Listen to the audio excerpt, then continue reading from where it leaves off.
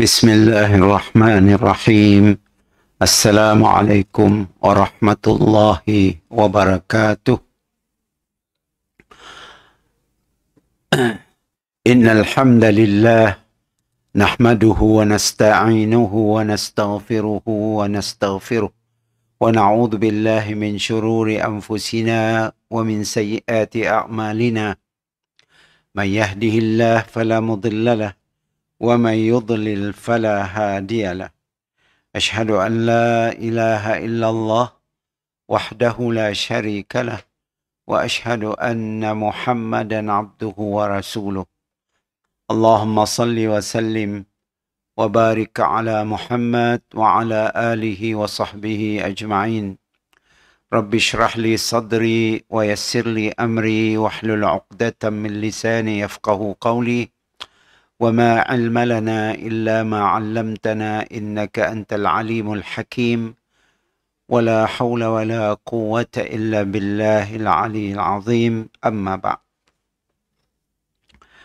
InsyaAllah kita baca kitab Al-Adabul Mufrad. Kita di muka surat 77. Babu hamlis sabi alal atiq. Belum habis minggu ya. Maksudnya bab pada menyatakan memikul ataupun mendokong anak di atas tengkuk atau bahu. Haddatsana Abul Walid qala haddatsana Syu'bah an Adi bin Thabit qala sami'tu Al-Bara radhiyallahu an Bara bin Azib nama bapaknya. Yaqulu ra'aitun ra'aitun nabiyya sallallahu alaihi wasallam wal Hasanu salawatullahi alaihi ala atiqihi wa huwa yaqulu Allahumma inni uhibbuhu fa ahibbahu.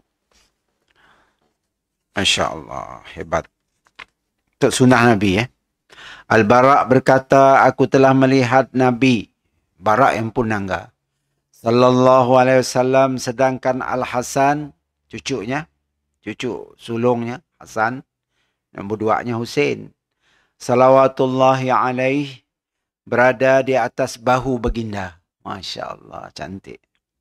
Sallallahu alaihi wasallam. Dan baginda SAW bersabda, ya Allah, kata Nabi, sungguhnya aku mencintainya, maka cintailah dia.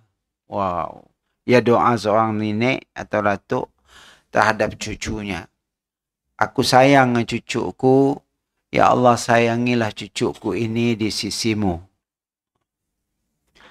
Seperti mana dalam hadis lain, seorang badui, pebelanangga Nabi, menggendong ataupun memikul cucunya tadi, Hasan, mendokongnya. Yang madahnya ada anak banyak, 10 lebih. Si pernah yang cium, dedek nak dukung, cium pun si pernah. Lalu Nabi madah, man la yarham, la yurham. Orang yang ada rahmat di hatinya, sayang, cinta, kasih kepada biar kecil, khususnya cucunya pun, la yurham. Allah Ta'ala tidak akan mencintai orang tersebut. Man la yarham, la yurham. Siapa si mencintai kanak-kanak, maka Allah tidak mencintainya. Biar lu gagal didisiplin terus, secara tegang, suruh jadi sebab. Biak, nama lah biak. Biak tu ngawang gila, lebih kurang bah. Peranginya. Kita laliknya lalu kita jadi gila juga. Kecuali benda membahayakannya. Okay? Membahayakannya baru kita larang. Jiwanya ingin tahu. Jiwanya nangga nak barunya ingin nak megang. Kita nak megang. Ingin nak coba, jangan. Baru nak berjalan sini. Duduk saja, nak berjalan. Akhirnya biar bukan jadi apa, jadi tuyuk gitu biar kerja. Tuyuk ataupun ganas jadi. Di belakang kitanya akan molah semua nak dilarang kita. Depan kitanya aksen santun. Di belakang kitanya akan try semua. Itu yang berlaku jadi gejala sosial yang jadi banyak. Disebabkan didikan dari rumah ke daerah. Yang nak melepas geramnya di luar tu. Karena di rumah semua dilarang. Saya ada satu pun benda boleh. Semua dilarang. Okay? Kecuali nak setuju oleh mak bapak atau atuk neneknya ajak enggak boleh. Nak disuka oleh biar ke si dilayan. Mesti ngikut nak suka kita. Akhirnya biar jadi memberontak apabila terjun dalam masyarakat kelak. Apabila dah besar, hanya akan try semua benda-benda naknya dilarang dulu. Okay. Melepas giannya. Jadi akhir kita nyalahnya. Padahal puncanya adalah kita. Kita yang puncanya jadi keraya. Baik. Kita nangga ada dua perkataan dalam hadis ya. Al-atiq. Al-atiq itu adalah pundak ataupun tengkuk. Bahu lah. Bahu kita tu. Indonesia yang nyebut pundak. Atau tengkuk belakang tu. Anaknya ringkahnya atas geruknya tu. Kakinya ke depan macam tu. Tangannya dipegang. Kan kita selalu macam ya. Mbak. Dia suka. Mbak berikut. Okay. Nabi dengan cucunya macam ya. Ya sunnah Nabi. Sunnah Nabi itu bukannya ibadat aja. Termasuk sunnah Nabi ialah yang suka bermain dengan budak kecil. Okay. Okay. Suka bermain dengan budak kecil. Apalagi budak kecil adalah cucunya. Cucu pertamanya tadi Al-Hasan, anak Fatimah dengan Ali radhiyallahu anhuma. Dan kedua perkataan wahwa yaqul, dan dia berkata, Allahumma inni uhibbuhu. Kata-kata Nabi ya cantik. Allahumma, yang pakai lapas doa. Wahai Tuhanku. Allahumma inni, sesungguhnya aku. Uhibbuhu, aku mencintai cucuku ini. Fa'ahibbahu, maka engkau ya Allah cintailah juga cucuku. Seperti mana aku mencintai mereka. Sebab ya Hasan dan Husain tu apa? Kata Nabi dalam hadis lain adalah penghulu dalam syurga nanti. Orang yang hebat. Dia kan mati dibunuh. Tak. Mati dibunuh oleh sidak Syiah. Baik. Pertama, hendaknya mengasihi dan menyayangi anak kecil. Ya, pelajaran yang kita dapat ambil. Hendaklah kita menyayangi, mengasihi anak-anak kecilnya. Berolah ya biasa. Mana yang biar kecil. Muka udah tua bangga ya berolah. Berolah pelik apa. Si layak apa. Tu biar kecil. Berolah-olah nak si membahayakannya. Yang melompat-lompat. Yang nak langgan nak ya. Yang nak megang nak ya. Yang berikut. Ya udah naluri biar kecil ke dia. Biar kecil dah duduk. Kedak orang tuyuk. Suka tak nangga? Soalnya berikut dia biar kan. Nak kau tak kedak orang tuyuk. Duduk. Kedak orang tua. Makan sirih. Okay. Hendaknya mengasihi dan menyayangi anak kecil. Ya perintah agama. Ikut sunnah Rasulullah SAW dalam berinteraksi dengan biak kecil. Iaitu kita doakannya. Doa cantik. Allahumma inni uhibbuhu fa'ahibbahu. Ya Allah, aku mencintai mereka anak kecil ya. Maka cintailah mereka jua ya Rabb. Dan yang kedua pelajaran dalam buku besar ya. Kesucian kelembaban wajah anak kecil. Suci, biar kecil suci. Tiada dosa. Macam ni pun olah yang si berdosa. Yang berdosa apa? Nenek berdosa. Dua bapak mak. Jangan si berdosa. Mati je masa saya. Sok-soka. Biar kecil. Yang belum balik. Gauk ni pun semua. Mati kat mentahan kau masuk neraka. Kita jumpa anak. Nyasi masuk neraka. Nya isi syurga. Okay, isi syurga. Kenapa? Karena suci. Di kelembapan wajahnya nampak kesucian. Kita nangga muka biar kecil. Nah, baunya pun bau syurga. Bau wangi biar kecil. Walaupun si makan apa-apa. Badannya si bau. Yang nikmat yang Allah beri dengan biar kecil. Ada dalam satu hadis yang madah. Bau biar kecil ya. Adalah salah satu haruman syurga. Sampai cemia sekali. Hebatnya biar kecil tu di sisi agama kita. Di sisi Islam. Apa tujuan cemia?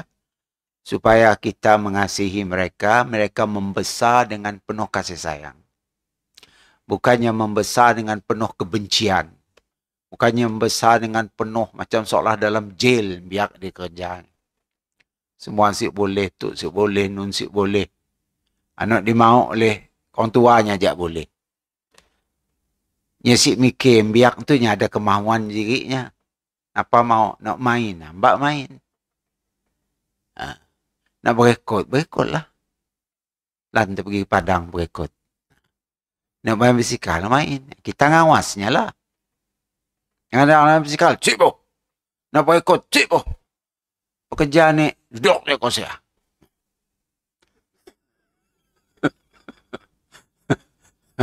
Apa akhir biar jadi pasif, kata bahasa orang betul nak. Jadi pasif. Pasif ya, serba-serbi jadi si kena perilakunya. Membuatnya jadi mudah prasangka buruk dengan semua sekitarnya. Disebabkannya pasif. Kena mak pak siapa boleh main basikal. Ya kalau basikal guguk lah pagi siapa nak aku lah. Jadi lah mutaknya mikir si bo main basikal guguk lah pagi. Si bo berekod takut patah kaki kau kelak. Si bo berekod kaki patah. Ya pasif namanya. Kita mau masukkan dalam pikiran biak ya benda-benda negatif. Akhirnya semua benda dianggapnya negatif. Padahal benda yang membuat besaran tubuhnya ya, otaknya. Ialah bersama dengan bermainnya tadi. Yang rendah naluri semula jadi manusia yang kecil. Nalurinya ialah untuk bermain. Cuma kita menunjuk ajarnya dengan penuh kasih sayang. Macam ya. Dan yang ketiga, perintah agar mencintai Al-Hasan bin Ali. Dan penjelasannya tentang keutamaan beliau radhiyallahu an. Kalau ditangga di sudut ya, seolah-olah Nabi nyuruh kita mencintai cucunya. Walaupun kita ada si hidup lagi zaman Hasan yang masih ada. Hasan dah meninggal. Tapi kita apabila dengar keluarga Rasulullah, maka hendaklah kita mencintai mereka. Karena mencintai Ahlul Bait adalah wajib. Kita asyik mencintai Ahlul Bait, ada something wrong lah di iman kita. Karena dalilnya dalam Quran dan ada hadis. Supaya kita mencintai Rasulullah dan kaum keluarga baginda yang beriman. Hasan tua. Hasan tua, Husain adiknya. Baik, kemudian kita lihat seterusnya hadis 47. Babul waladu qurratul ain. Bab pada menyatakan anak itu penyejuk mata. Ada sih doa nak diajar Allah dalam Quran? Ada? Rabbana hab lana min azwajina wa dhurriyyatina qurrata a'yun. Ya, perkataan ni. Qurratul ain. Qurrata a'yun waj'alna lil muttaqina imama. Ya khusus untuk anak-anak ya. Anak-anak cucu cicit kita. Supaya jadi qurratul ain kita. Apa qurratul ain tu? Penyejuk mata tenagganya suka tenangga. Walaupun olahnya gaul melompat sana sini, tapi kita rindu. Seadanya kita rasa sepi. Seadanya kita rasa tercari-cari. Boleh ada? Ha? Okey. Pernah. Ni kita pernah ya. Makan bila mati, jadi masih pakai baju siap. Ya, artinya perkembangannya bagusnya faham situasi. Kadang-kadang kita dengannya cerdik jawabnya tu Tua Ija. Lu dia nak Tua Ija. Lu dia nak. Bagus saja jawab ya. Artinya memerhati sesuatu. Cantik tak? Cantik. Daripada saya tanya, saya tahu. Saya tanya, tahu. Kata bongok boleh tak? Jadi bagusnya serba tahu ya. Keadaan sekitarnya keadaan ni. Mak belum mandi. Apa guna aku mandi dulu? Nunggu mak mengunggah bau ambil mandi. Kan bagus ya. Disiplin ya. Saya lagi lihat siap baju. Dia siap baju kat depan pintu ni. Ni baju. Sama ada siap baju. Tak sedang baju juga. Ya. Kan bagus. Artinya faham keadaan sekitarnya. Jadi hadis panjang hadis tu. Haddatsana Bishru ibnu Muhammad. قال أخبرنا عبد الله قال أخبرنا صفوان ابن عمرو قال حدثني عبد الرحمن ابن جبير ابن نفير عن أبيه قال جلسنا إلى المقداد ابن الأسود يوما فمر به رجل فقال طوبى لهاتين العينين اللتين رأتا رسول الله صلى الله عليه وسلم والله لوددنا أنا رأينا ما رأيت وشهدنا ما شهدت فاستغضب فجعلت أعجب ما قال إلا خيرا ثم أقبل عليه فقال ما يحمل الرجل على أن يتمنى محضرا غيبه الله عنه لا يدري لو شهده كيف يكون فيه والله لقد حضر رسول الله صلى الله عليه وسلم أقوام كبهم الله على مناخرهم في جهنم لم يجيبوه ولم يصدقوه أولا تحمدون الله عز وجل إذ أخرجكم لا تعرفون إلا ربكم فتصدقون بما جاء به نبيكم صلى الله عليه وسلم قد كفيتم البلاء بغيركم والله لقد بعث النبي صلى الله عليه وسلم على أشد حال بعث عليها نبي قط في فترة وجاهلية ما يرون أن دينا أفضل من عبادة الأوثان فجاء بفرقان فرق به بين الحق والباطل وفرق به بين الوالد وولده حتى إن كان الرجل لا يرى والده أو ولده أو أخاه كافرا وقد فتح الله قفل قلبه بالإيمان ويعلم أنه إن هلك دخل النار فلا تقر عينه وهو يعلم أن حبيبه في النار وإنها للتي قال الله عز وجل والذين يقولون ربنا هب لنا من أزواجنا وذرياتنا قرة أعين وجعلنا للمتقين إماما surah Furqan ayat 47 hadis sahih. Panjang. Daripada Abdurrahman ibnu Jubair ibnu Nufair. Daripada bapanya dia telah berkata, kami telah duduk bersama Al-Miqdad ibnu Al-Aswad. Pada satu hati. Satu hari. Bukan satu hati ya. Satu hari ya. Salah tulis. Satu hari. Yauman dalam hadis ya. Jadi saya tahunya satu hari ialah dalam hadis ya. Perkataan Al-Miqdad ibni Aswadi Yauman. Satu hari katanya, bukan satu hati. Lalu seorang laki-laki telah melintas seraya dia telah berkata, ada orang lalu depannya. Beruntunglah kedua mata ini yang telah melihat Rasulullah sallallahu alaihi wasallam. Demi Allah kami ingin melihat apa yang telah engkau lihat dan menyaksikan apa yang telah engkau saksikan. Maka ianya telah membuatkan Al-Miqdad marah. Dengar kata-kata itu. Lalu aku menjadi hairan kerana dia tidak berkata melainkan pada kebaikan. Kemudian Al-Miqdad telah menghadap kepadanya. Lalu dia telah berkata, Apa yang membuatkan seseorang itu berangan-angan hadir di tempat yang Allah menjadikan dia gaib daripadanya? Tidak dapat hadir. Dia tidak tahu sekiranya dia telah menyaksikannya bagaimana sikapnya dalam menghadapinya. Demi Allah, telah terjadi pada zaman Rasulullah SAW beberapa kaum yang telah dibenamkan mereka dalam bumi lah oleh Allah Ta'ala ke dalam neraka kelak. Kerana mereka tidak menyahut seruan dakwahnya dan tidak membenarkannya. Apakah kalian tidak memuji akan Allah Azza wa Jalla ketika dia mengeluarkan kalian dalam keadaan tidak mengetahui apa-apa, bawa lahir daripada perut ibu lah maksudnya, melainkan Rabb kalian. Lalu setelah itu kalian membenarkan apa yang telah dibawa oleh Nabi kalian. Sungguhnya Allah Ta'ala telah menghindarkan kalian bala cobaan dengan dikenakan pada orang yang selain kalian.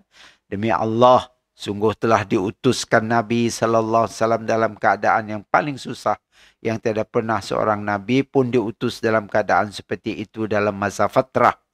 Tempoh kekosongan di antara dua Nabi yang dipanggil fatrah. Macam antara Nabi Muhammad dengan Nabi Isa. 600 tahun tak?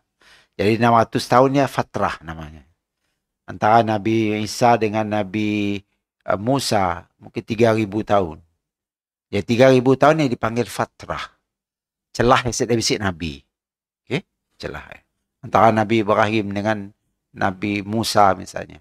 Berapa ribu tahun. Okay? Jadi antara ya, nak siap ada Nabi ya. Kena jauh gila. Renggang antara Nabi-Nabi ya. Ia dipanggil fatrah. Okay, fatrah. Macam ni orang masa ya? Macam ni yang beriman. Sebab ia dalam menghuraikan hadis tentang mak bapak Nabi ya, Islam kasih Islam. Hanya ada dibincangkan mak bapak Nabi ya tidak dikira kafir.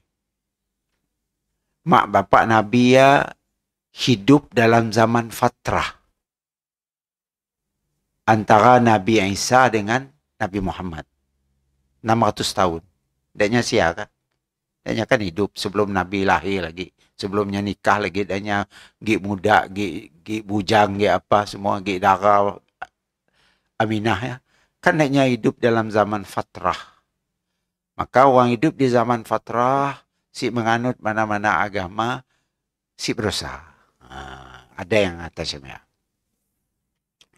Okay. Tapi ada yang kata zaman ya ada agama Nabi Ibrahim di Mekah.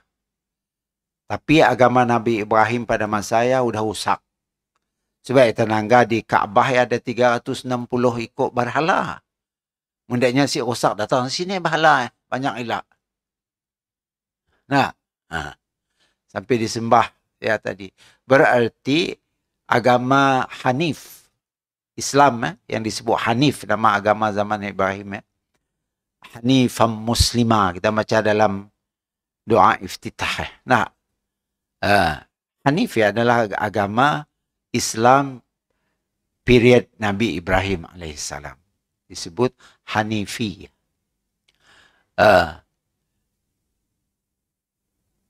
Tetapi agama tersebut telah kebanyakannya telah sesat dan menyembah berhala. Cuma sedikit macam nenek Nabi Abdul Muttalib. Nenek Nabi Hashim, Abdul Muttalib. Nah, hidup zamannya apa? Apakah si Datuk beragama dengan agama Nabi Ibrahim? Si tahu, siapa tahu. Ataupun si Datuk beragama Nabi Ibrahim yang sudah rusak. Akhirnya jadi nyembah berhala. Sampai terpekong di sekitar Kaabah, sekitar Mekah ada 360 ikut. Pundaknya si sesat. Napa gue KPP dah terpekong saja. Siapa tu kamu lah? Tentulah Datuk nak. Sebab ya perbincangan antara apakah ibu bapa Nabi itu mati dalam keadaan beriman atau mati dalam keadaan fatrah ataupun mati dalam keadaan musyrik kafir. Itu bincang. Okey, bincang antara ulama berkaitan dengan perkara tersebut. Lebih baik kita boleh nyentuhlah benda macam ya.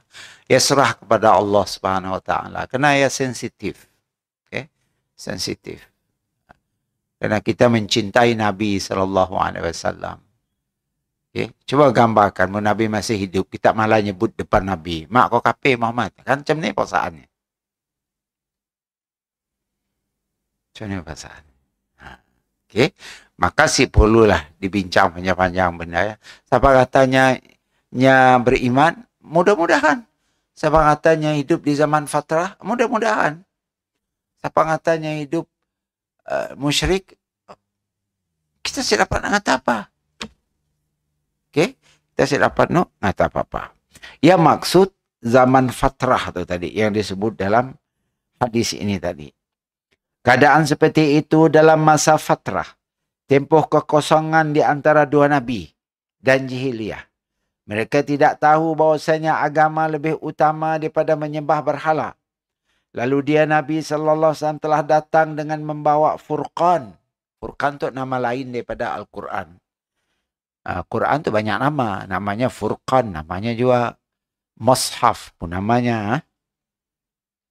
Yang membezakan antara yang benar dan yang salah.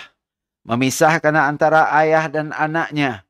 Sehingga sekiranya seorang melihat ayahnya atau anaknya atau saudaranya yang kafir, dan Allah Ta'ala pula telah membuka kunci hatinya dengan iman, dan dia mengetahui bahawa sekiranya dia mati, pasti dia masuk neraka.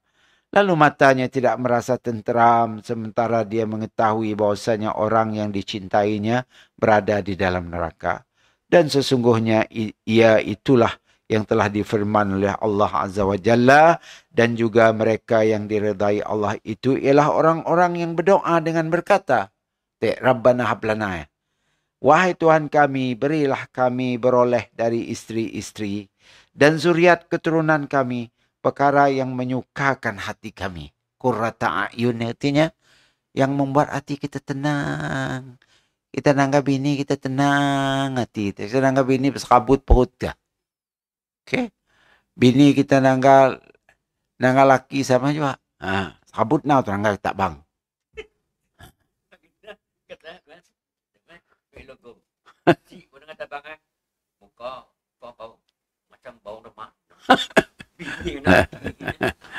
Macam ni. Okay. Sebab dalam doa, hablana bukan untuk anak aja. Zurriyatina azwaj. Azwaj tu isteri atau suami. Dia dipanggil azwaj. Rabbana hablana min azwajina wa zurriyatina. Anak cucu cici ciak kami. Suka angan-angannya berikut. Suka. Siapa benda nyuruh sikit hati. Biar kecil. Kecuali punya mau ya dirinya. Membahaya dirinya. Bawa kita melarang. Amunisi jangan. Penghibur. Qurrata a'yun disebut oleh Al-Quran. Penawar hati. Membuat hati kita tenang nangganya. Tambah comel, cerdit, pipi gemuk. Tak. Allahu Akbar. Induk nangganya. Induk nangganya ambil kecil. Si ada-adanya kita rasa sunyi. Macam kami orang tu dah tua ke dah tu. Anak-anak dah habis besar semua. Kita teringat dulu masanya lagi kecil induk. Macam apa? Nanggap itu tubuh dah besar tinggi daripada kita. Ni kan nak nimangnya lagi. Patah geruk tengkah teruk kita.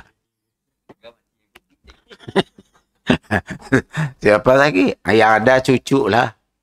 Sial, cucu. Rasa hilang rasa. Kita orang dah jadi orang tua ke lah. Kita orang kata rasa. Anak yang nak ditimang kita dulu, kecil-kecil. Masanya lagi kecil. Apabila dah besar-besar, kita rasa hilang ni tuju dah tu saya lagi dah. Nangga dah besar, jonjo dah semua, badan tinggi semua. Tinggi pada kita, besar pada kita. Ni tidak nak kecil, nak comel, nak selalu disayang, dicium, di mbak berjalan, di segala macam. Dulu saya kita berjalan, nangis nak ikut. Kini itu, kita ajak berjalan. Sebab berjalan kita lagi. Bila dah besar. Okay? Ya qurrata a'yun. Qurrata a'yun. Jadi kita gunalah masa adanya lagi kecil ya, untuk mencurahkan kasih sayang kepada sidak. Supaya nya besar kelak, nya akan sayang dengan kita. Karena kita menyayanginya. Kena tadi doa Nabi. Kita nak doa Nabi tadi. Allahumma inni uhibbuhu fa ahibbahu. Ya Allah, sungguhnya aku mencintai cucuku. Maka ya Allah, engkau ya Allah, cintailah cucu aku juga. Apabila Allah mencintai biar kecil, cucu kita kah siapa kah, maka Allah akan masukkan ke dalam hati-hati orang suka dengan biar kecil. Kena Allah dah mencintai berkat doa Nabi sallallahu alaihi wasallam dalam hadis nombor 46 tadi. Allahumma inni ahibbuhu fa ahibbahu. Artinya, ya Allah, sesungguhnya aku mencintai cucuku te, maka cintailah ia. Okay? Cintailah ia. Kerana Nabi dah jadi Nabi, cucunya lahir. Ada anak-anak Nabi tu, Nabi belum jadi Nabi. Kak ia dah besar-besar bau. Nabi nombor 40 Nabi. Anaknya Zainab kan nikah dengan orang Sikh beragama Islam, anaknya Abul As Sikh Islam. Nikah kena zaman dia Zainab nikah ya, Nabi belum jadi Nabi masa ya. Belum ada undang-undang melarang si boleh nikah dengan orang bukan Islam.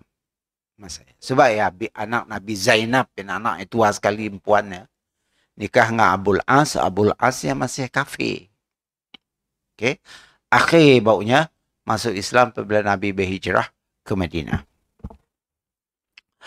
Baiklah, kemudian kita lihat lagi. Dan juga mereka yang diredai Allah itulah orang yang berdoa dengan berkata, wahai Tuhan kami, berilah kami beroleh dari isteri-isteri dan zuriat keturunan kami perkara-perkara yang menyukakan hati kami melihatnya.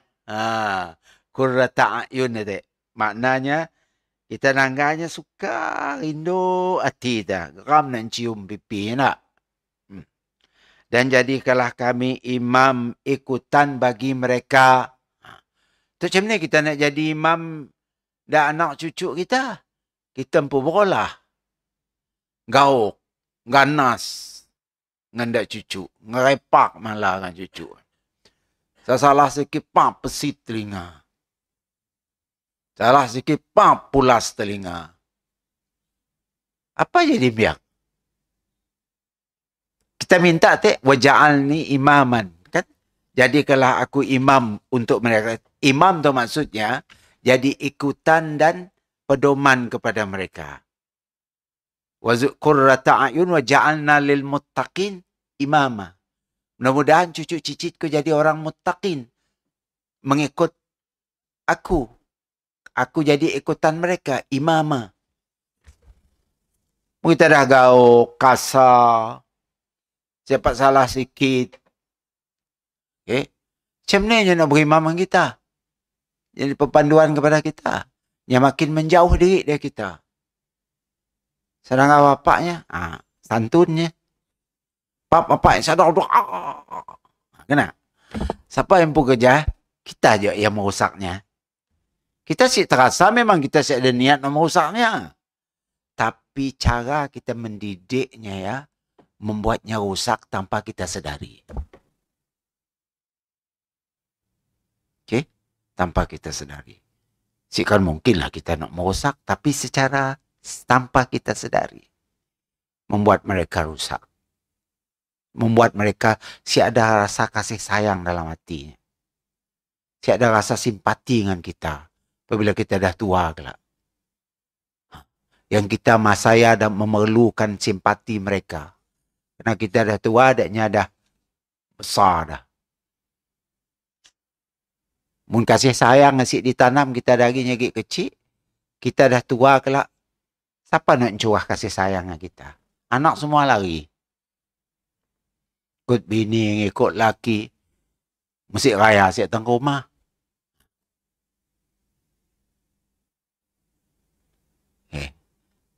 Pak sakit tu mbak ke sepeta. Pergilah tak pun sepak. Aku ragu tu. Ni. Gila bapaknya dengan hati yang sedih. Memang nangis. Orang tua mendengar anak macam nangis. Nangis. Kadang-kadang nangis dalam hati aja. Okey? Nangis dalam hati. si dicurahkan di luar. Takut anak jadi sedih. Orang tua tu sentiasa melihara hati anak-anak. Sepatutnya cemialah. Tapi apabila salah didik kita, mereka yang jadi mangsa, akhirnya kasih sayang dalam hati tercabut keluar, siap ada rasa sayang dengan kita. Yang rasa kita nyusahnya. Ada tu bapak tu dah tua berjalan siapa berak perlu orang ngibim bak ke jamban. Lejuknya orang. Udah sampai tahap ya, udah. Coba anak kalau kita masukkan rasa cinta, kasih sayang dalam jiwanya, yang akan jaga kita. Macam ni pun keadaan kita yang akan terus memerhatikan kita, mengambil berat tentang kita dan sebagainya. Artinya banyak berlaku macam derhaka anak kepada mak bapak ya. Puncanya adalah mak bapak. Puncanya. Sebab ya apabila Umar didatangi oleh seorang sahabat. Seorang sahabat. Nyamada. Anak aku nyamada. Dahaka, suka jawab, suka melawan aku dan sebagainya. Batunggah anak kau situ nyamada. Kau seorang ajak madah cemia. Aku belum dengar daripada anak kau nak apa. Sebenarnya masalah. Tunggah anak kau mbak situ juga. Mbak lah anak tak siap. Setelah diselidik oleh Umar, apa ceritanya sampai bapaknya menganggap anak tak dahaka dan kurang ajar dan sebagainya. Setelah habis cerita, biarnya cerita benda sebenar yang berlaku depan bapaknya. Bapaknya pun ngaku benar nak kata anak. Macam ya kata Umar, bukanlah anak kau dahaka dengan kau. Kau puncanya dahaka dengan kau. Kau penyebab. Kena ngikut anak kemada, kau kedatuk. Dan kau ngaku nak pada anak kau betul. Artinya, jadi anak derhaka menjawab, suka nyakit hati orang tua ya, adalah disebabkan ajaran kau yang membuatnya jadi manusia kedaya. Kadang-kadang ibu bapa tu nak menang diri, madah dirinya dah okey. Anaknya tu nak sik senonoh. Padahal penyebab anaknya jadi sik senonoh ya adalah mak bapak. Tanpa disedari. Macam-macam kisah Umar tadi. Okey, kisah Umar. Baik. Jadi kita di samping berusaha, kita berdoalah, ambil doa nak dalam tu tadi nak di offer oleh Nabi SAW, doa Rabbana hablana min azwajina wa zurriyatina, ya, surah Furqan ayat 25, surah 25 ayat 74. Rabbana hablana min azwajina wa zurriyatina qurrata a'yun waj'alna lil muttaqina imama. Kacak doa tu. Kacak. Jangan ditinggal. Okey? Jangan ditinggal doa tu. Baca. Okey? Bila-bila masa kita terasa sesuatu, kenanya mendoakan dua di doa kita dalam ya. Pasangan kita, sama ada bini ataupun laki, dan anak cucu cicit. Zuriat tu dari anak sampai cucu sampai cicit, ia dipanggil zuriat. Rabbana hablana min azwajina wa zurriyatina qurrata a'yun waj'alna lil muttaqina imama. Ya bunyinya. Baik, apa pelajaran daripada hadis ini kita dapat ambil? Kita dengar di buku besar ya. Ada beberapa perkataan penjelasan tuba. Tuba tu artinya kebaikan atau kebajikan. Lawadidna, sungguh kami berharap. Istughdiba, dibuat marah. Kabbahumullah, orang mencampakkan mereka. Manakhir, daripada perkataan minkhar, lubang hidung. Yatamanna muhdiran ghaibahullahu anhu, berharap ia hadir di tempat zaman kuffitum al-bala, Allah telah mencukupkan cobaan pada orang selain kalian. Al-Furqan adalah Al-Quranul Karim. Macam saya pada tadi, Al-Quran itu banyak namanya. Di antaranya Al-Furqan namanya. Ada selalu disebut Al-Mushaf pun nama Al-Quranul Karim. Kandungan hadis ini tadi, jika seseorang mukmin melihat keluarganya ada yang sama-sama melakukan ketaatan kepada Allah, hatinya menjadi senang. Nah, dan tenteram. Disebabkan ia membantu dirinya dalam urusan agamanya dan berharap mereka bisa bersama-sama di syurga kelak. Ya. Kita berharap anak cucu kita sama-sama dengan kita dalam syurga kelak. Karena setiap kali kita nangga anak cucu kita melakukan kebaikan, kita nangganya semayang, kita nangganya ngaji Quran, kita nangganya rajin ke masjid dan sebagainya. Macam mana hati kita? Tenang hati kita. Rindu rasa. Okey? Rindu rasa hati kita nangganya. Ia dipanggil qurrata ayun tadi. Okey? Qurrata. Hati kita jadi rindu dan suka. Dan kita berharap mudah-mudahan anak-anak cucu kita bersama dengan kita di dalam syurga nanti. Yang kedua, anak yang menyenangkan hati adalah anak yang saleh. Anak yang baik. Saleh hatinya baik. Tidak semua anak bisa menyenangkan hati. Bukan semua. Ada anak taleh. Taleh itu anak durjana, anak betul. Lawan kepada saleh ialah taleh. Anak taleh artinya anak yang perangai betul. Anak yang derhaka dengan Allah. Kalau saleh, anak yang taat dengan Allah Ta'ala. Yang menyejukkan hati kita melihatnya ialah anak yang saleh. Anak yang taleh membuat palak kita pening. Okay? Membuat hati kita sakit. Akhirnya darah tinggi kita dikerjanya. Okay?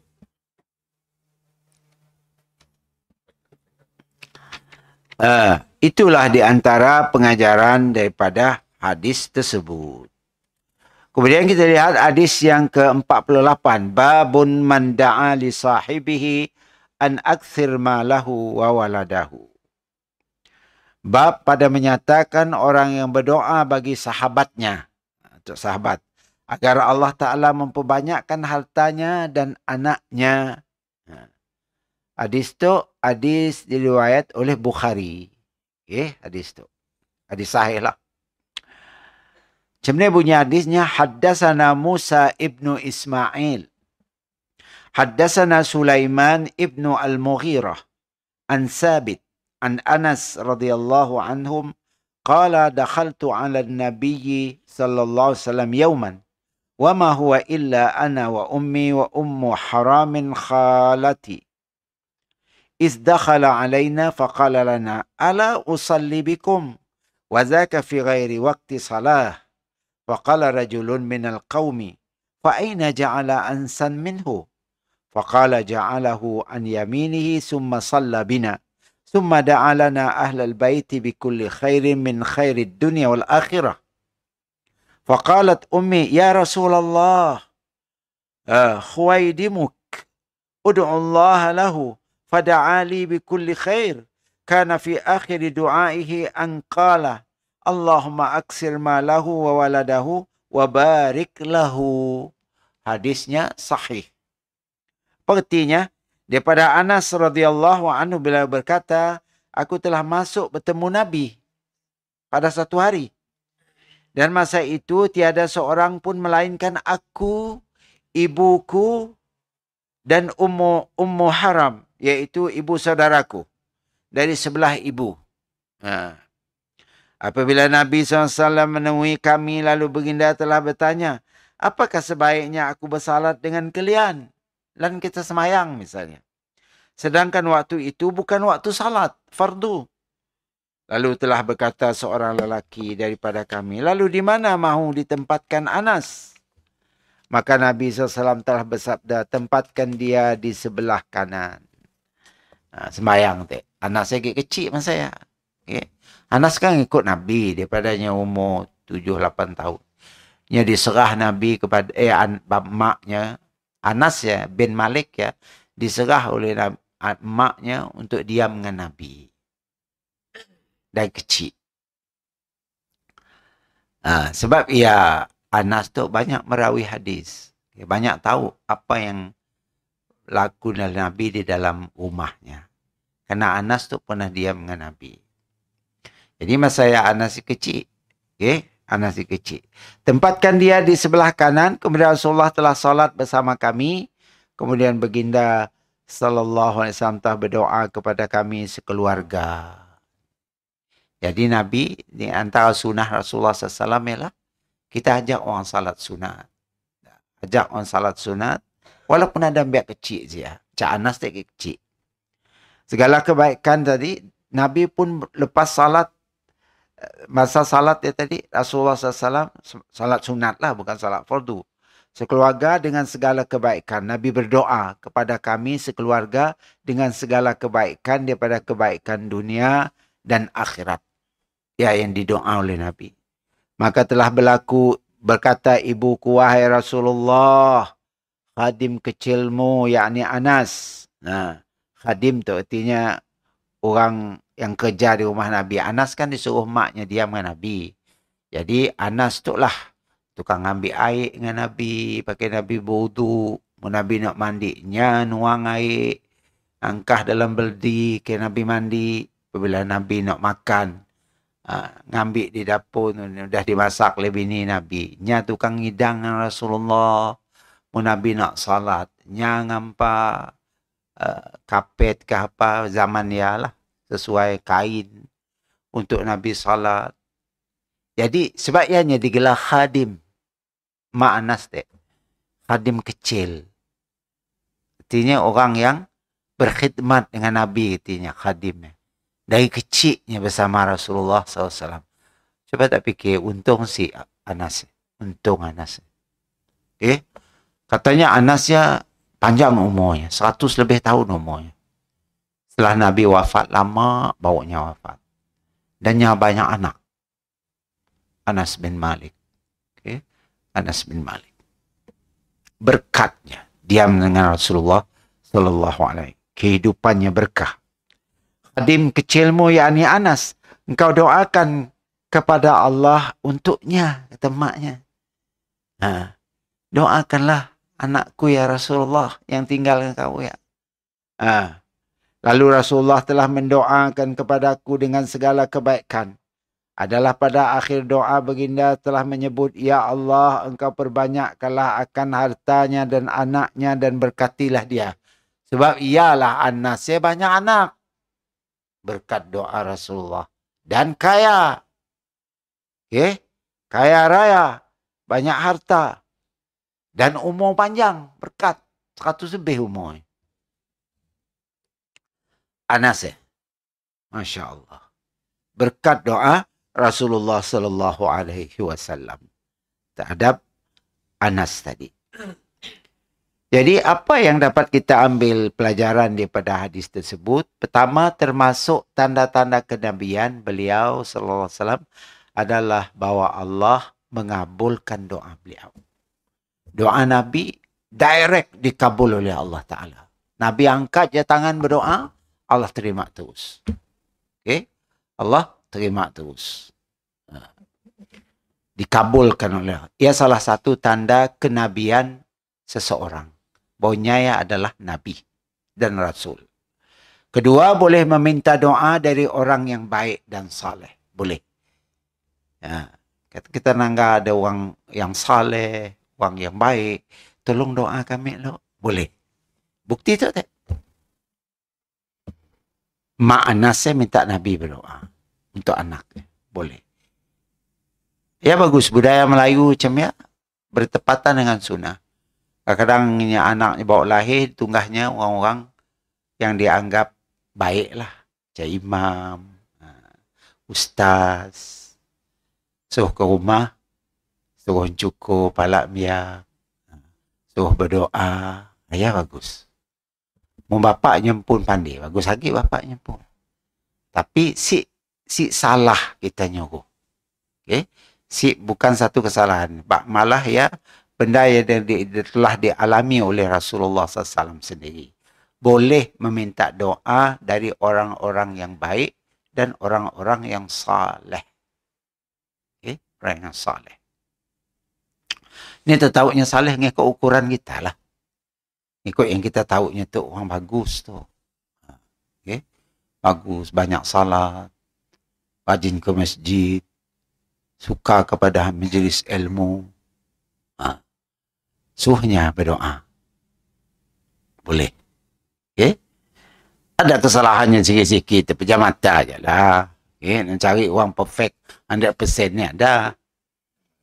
Namalahnya manusia. Okay. Yang ketiga, boleh berdoa meminta banyak harta. Boleh. Buktinya Nabi tadi. Nya doa Nabi, Allahumma aksir malahu wa waladahu wa barik lahu. Boleh ambil doa ya.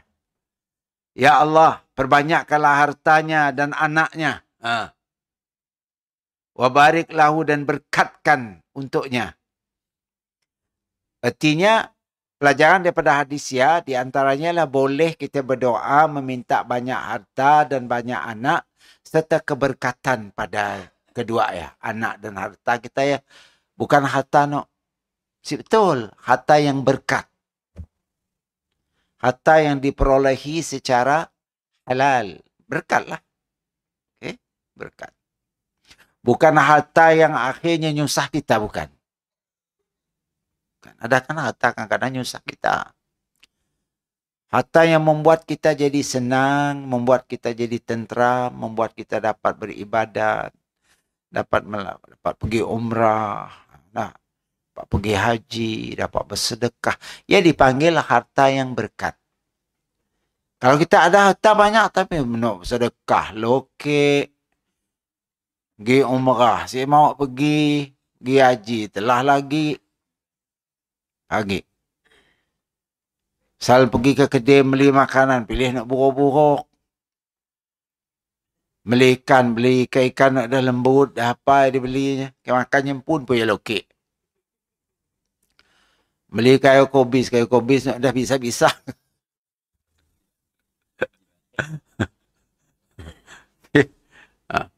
Ya. Ianya lokek dengan dirinya. Ia tanda hartanya si berkah. Jadi nak murid dengan orang yang nyempun dia lokek. Allah. Sedang beli makanan dia pun pilih nak murah-murah. Nak dah ada buruk-buruk sikit. Buah apple beli buah apple nak dah harga 50% sikit. Nak RM1, RM20 pun nak pergi segar-segar ya, si mau beli. Nak mahal RM1, RM20. Kau kan kau makan seperti beli RM2 lah. Sikan kau beli seperti dia makan semua. Okay? Ya, si boleh disimpan lama, rusak. Jadi boleh berdoa meminta banyak harta dan banyak anak. Boleh. Tapi anak yang akhirnya membawa barakah ke kita. Tadilah. Kita nangganya rindu. Hati kita tenang nangganya. Cucu cemia juga. Ayah anak yang barakah. Bukan senangga anak termelimpas. Iblis kau ya habis. Kebus di depan kita. Orang tua kita dulu. Melimpas depan orang tua. Tunduk sikit tubuh. Cemia tunduk sikit. Kini tu ni ada. Mak bapak asyik ngajar lagi dah nak kedai. Dah ya? Lalu cemia kita dulu. Mau kita asyik lalu kedai dulu. Situ kau. Lu tunggah. Pahal kurang ajar. Wah nak yang ni ada kurang ajar. Tapi bagi masyarakat budaya yang budaya kedai dah dianggap satu kurang ajar musik kedai. Mun kebus berikut depan orang tua. Ya dianggap satu akhlak yang si bagus. Benda yang si bertentangan dengan Islam. Dari Islam tu setiap benda yang si bertentangan dengan hukum Islam yang merupakan budaya, kita boleh teruskan. Misalnya contoh orang Arab Badui dulu. Apa budaya orang Arab Badui yang disuruh oleh Nabi supaya diteruskan dalam Islam? Yaitu memuliakan tetamu. Orang Arab memang dari zaman jahiliyah. Daknya memuliakan tetamu. Tetamu datang sebagai raja di rumah.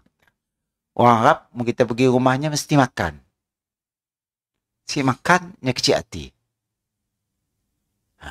So kita datang dan lalu masak. Kita nak pulang jangan dulu. Makan dulu. Tangga saya adat macam ni orang Kelantan macam ni. Lebih kurang kedai orang Kelantan. Orang Bugis Kelantan. So kita datang terusnya nanok kata bahasa Kelantan. Nanok tu masak lah. Nak balik dah ni. Guano ke kelik kita duduk tengah nanok tu. Apa balik kita tengah masak ya. Makanlah dulu kejap. Lepas tu kelik. Jadi apabila datang Islam, Nabi kata teruskan budaya ya. Dan sesuai sampai ada sabda Nabi. La yu'minu ahadukum hatta yuhibbu daifahu. Tidak beriman seseorang itu sehingga dia memuliakan tetamunya. Tetamu datang kering geruk tamu si lidang air. Dah bertanya indah nak minum apa? Kita mau minum kah? Si kan tamu mana mau? Si malu lahnya. Si bos tanya atau pola ya saya. Punya si mau minum, kita minum. Tangga saya orang Sarawak, si berapa tangga saya? Alah, orang Sarawak si berapa? Jenis lokek deh. Jenis seminggu dah aku duduk situ. Si datang air. Lokek. Jadi Nabi kata la yu'minu ahadukum hatta yukrimu dhaifahu. Atau kama qala. Tidak beriman. Coba tak fikir. Tidak dianggap beriman seseorang itu sehingganya memuliakan tetamu yang datang ke rumahnya. 3 hari. Kecuali punya perlu bendanya belum selesai dan sebagainya. Bolehlah. Kita layannya sampai 7 hari. Okay. Paling lamanya lah. Mungkin diam terus ya, hanya ada si tetamu lagi.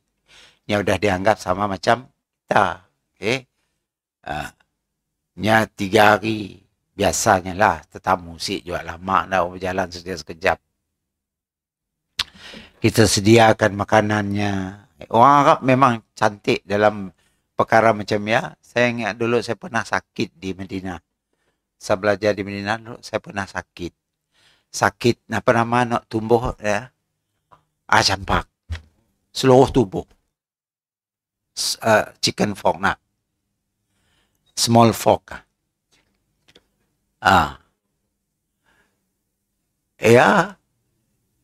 Pelajar Malaysia kami. Seorang mesti datang. Pelajar Malaysia, Kelantan ada, orang Selangor ada, orang Sarawak ada. Nyengok pusing. Siapa jaga saya tak? Biar Arab, Suria, biar Palestin, biar Iraq. Seorang tukang bersih, seorang tukang mulu. Sampai saya sembuh. Sampai hilang bekas pun saya lagi. Biar Arab nanya, Final Malidiin ma yiji zurak ya Habib. Ni orang Malaysia saya dah jaga. Kadang-kadang yang ada tabiat orang Malaysia. Perangai si penting kawan. Okay. Tapi bila saya dah sembuh dah semua dah berjalan. Sembuh dah Bik. Baru nanya. Artinya kau tahu aku sakit. Kau nanya sembuh dah Bik. Tak ada nampak muka apa. Di segi ya, kita perlu mengakui orang Melayu dingin. Apa maksud dingin? Dingin itu artinya si ada kehangatan. Okay. Yalah, dari bapak-bapak lah. Tapi dah jadi budaya tangga saya. Seorang ikut nak. Akhirnya jadi budaya. kita nak ambil Arab tadi sampai kaki, induk kaki saya diikatnya dengan tali rumbia dengan kakinya. Saya bergerak, nya bangun. Kan saya tak tengah kesakitan, tumbuh ya sakit. Saya bergerak badan, nya bangun tepi ya. Termati ku nyetuk padu diikat je kaki aku dengan kakinya. Saya beringgut, nya bangun. Habib, istibra. Apa kau mau? Saya beringgut sikit, saya nak balik macam ni. Habib, istibra. Kau mau apa? Madahnya aku nak balik tubuh je lah. Kepak. Kali kau nak minum, nak apa, nak berak, nak kemih, nak apa. Kisah kita berak punya nyuci. Masya Allah. Hebat. Okay? Hebat. Sebab ya Rasulullah SAW menyuruh kita supaya memuliakan tetamu kita. Sik kira jenis apa tetamu? Orang kafir kah? Orang Islam kah? Sik kira. Bukan mestinya orang Islam aja tetamu kita. Orang kafir pun kita perlu menghormati mereka apabila mereka menjadi tetamu kita. Dan yang keempat, penjelasan tentang keutamaan Anas bin Malik tadi. Ya, keutamaan Anas, ya, seorang sahabat Nabi yang tinggal dengan Nabi dari kecil. Dihantar maknya. Bapak dah meninggal lah. Jadi maknya tu mungkin silarat nak jaganya. Maka dihantarnya kepada Rasulullah. Rasulullah pun sanggup. Akhirnya membesar Anasnya jadi remaja. Yang membantu Nabi. Dalam benar-benar di rumah. Membantu Nabi di rumah. Tukang ngidang Nabi, tukang ngambil kita kata kain Nabi, tukang nyedir baju Nabi, tukang ngauk nak ke bagi Nabi berkaut, berwudu, bagi Nabi mandi. Kama saya kasih ada paip. Jadinya berkhidmat untuk Rasulullah sallallahu alaihi wasallam. Hebat Anas bin Malik tu. Seorang sahabat yang hebat. Dari kecilnya bersama Rasulullah sallallahu alaihi wasallam.